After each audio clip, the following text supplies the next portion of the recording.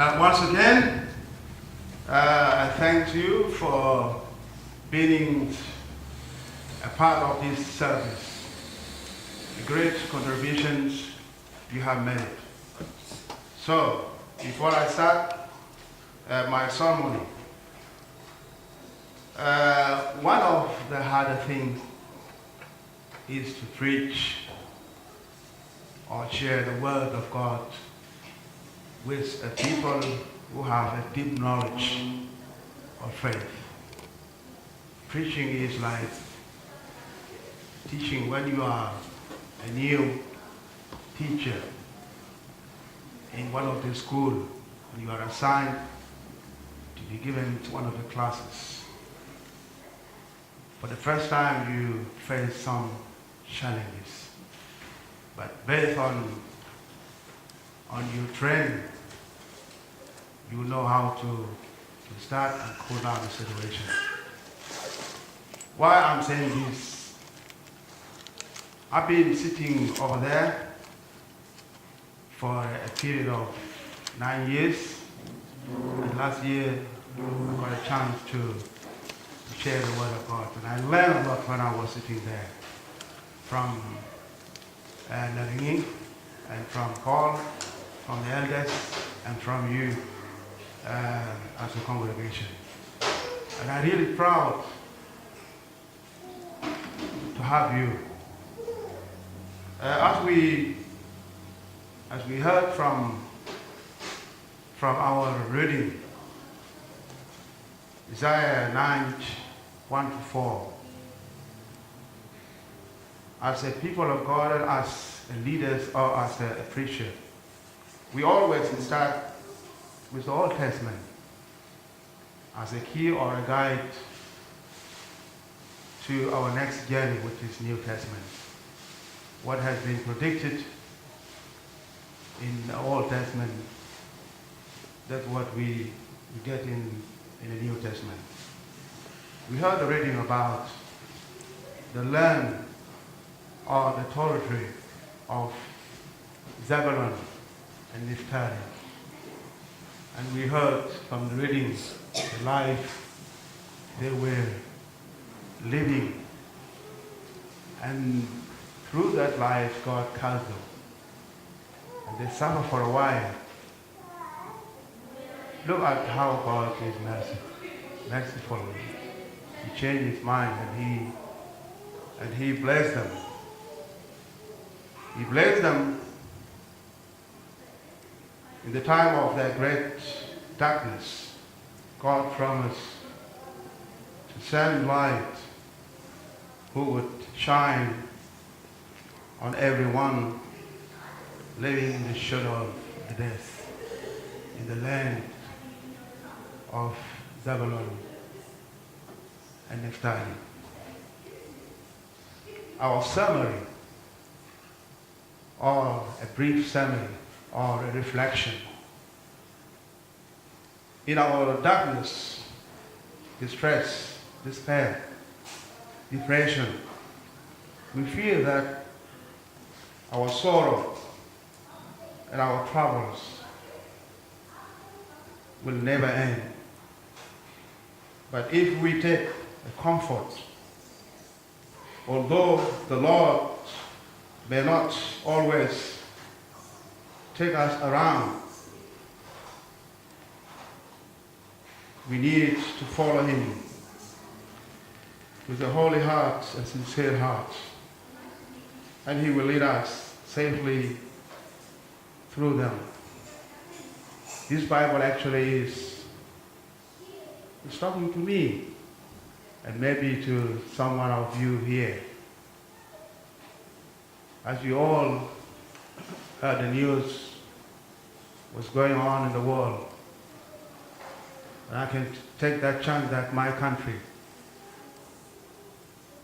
we have our independence 2011, but look at the situation in the life. People are in security. Every time and every minute we receive sad news about our country. But if we go back to this Bible reading, it's giving us hope that everything has end. As we journey every day, we face some challenges. But if we stick and follow Jesus, the time will come for those sorrows or for those challenges we face in each minute, in each moment. Hallelujah. Our next reading, which is from the New Testament, the Gospel of Matthew, chapter 4, from 12 to 23, which actually we heard from the Isaiah, the prediction, the prophecy of Isaiah. 2 weeks ago, I was standing here preaching or sharing the baptism of Christ. Christ, to start his work or his ministry, he had 3 steps or 3 stages. First one was the baptism, and after the baptism, he was led by the Holy Spirit to be tempted, and he did it successfully. And the third one, which is today we are going to talk about it, begins his ministry.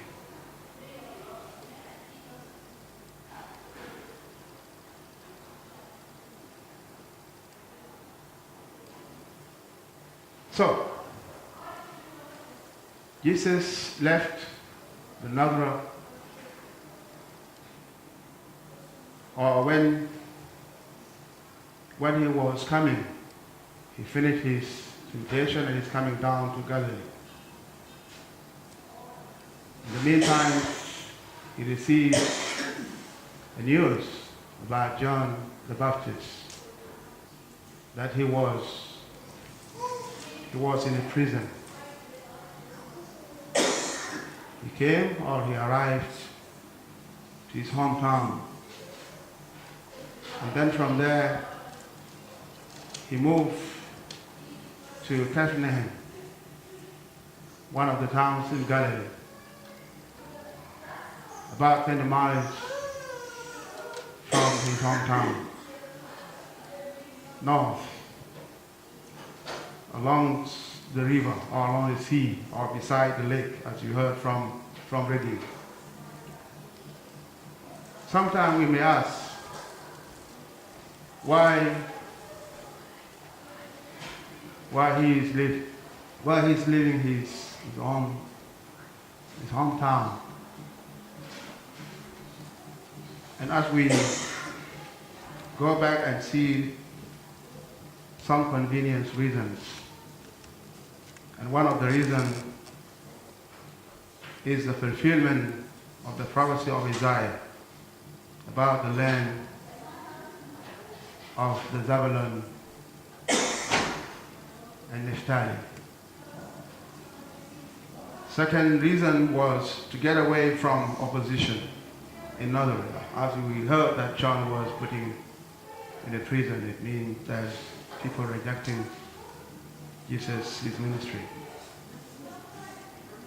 The third, the reason why he moved to Naphtali and Zebulun, to have any impact on the greatest number of people, and Jesus' message could reach more people and spread more quickly.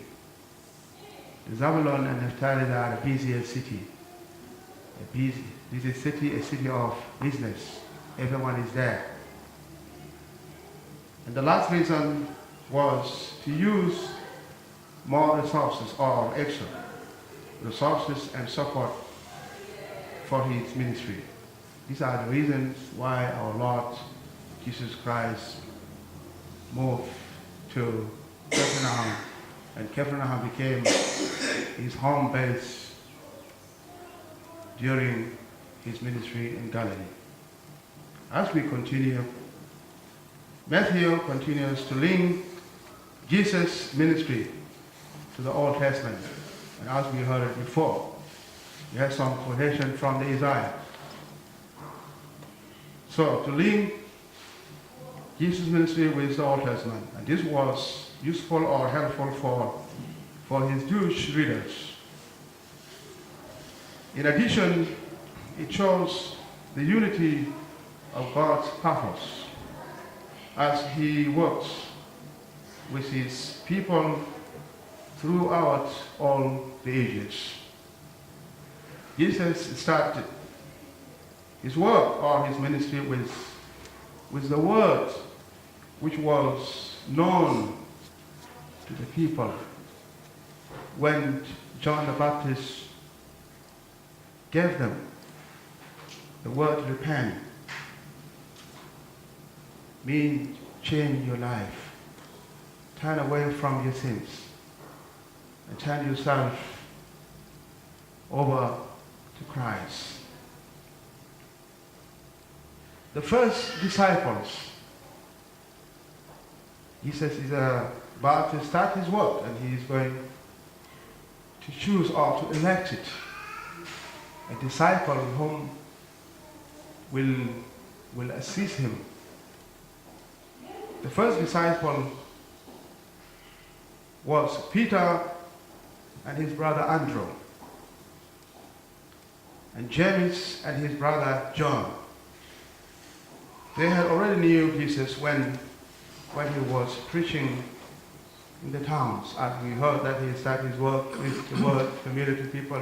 They were there when Jesus was preaching, or when Jesus was sharing the word of God.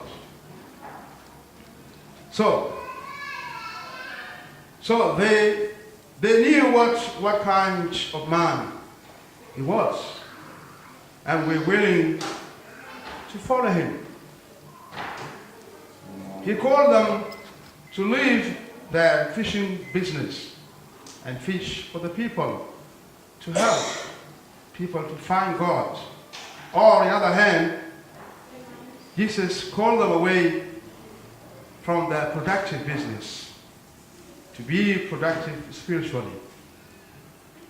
During his ministry, Jesus has three aspects or three elements of his ministry.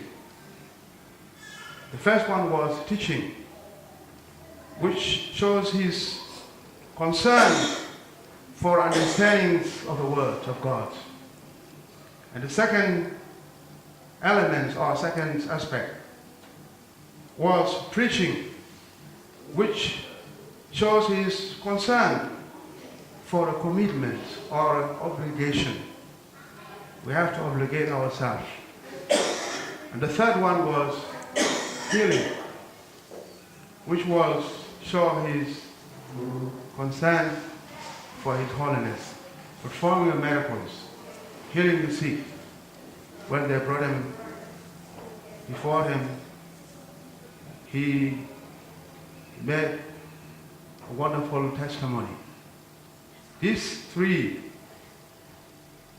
aspects or three elements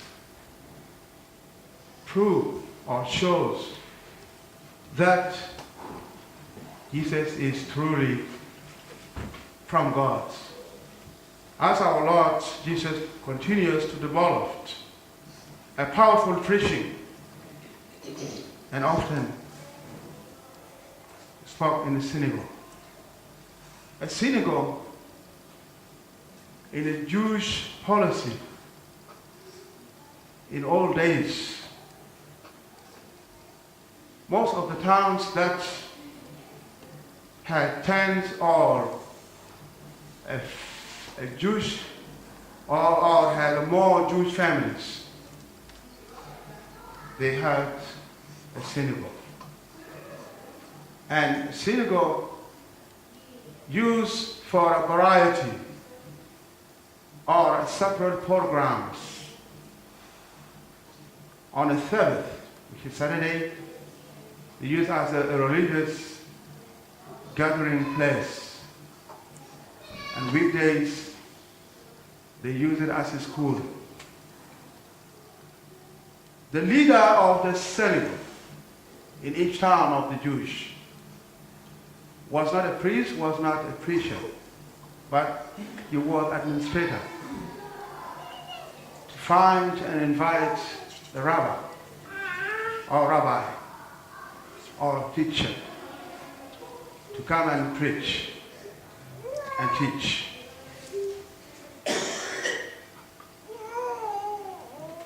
Brother and sister,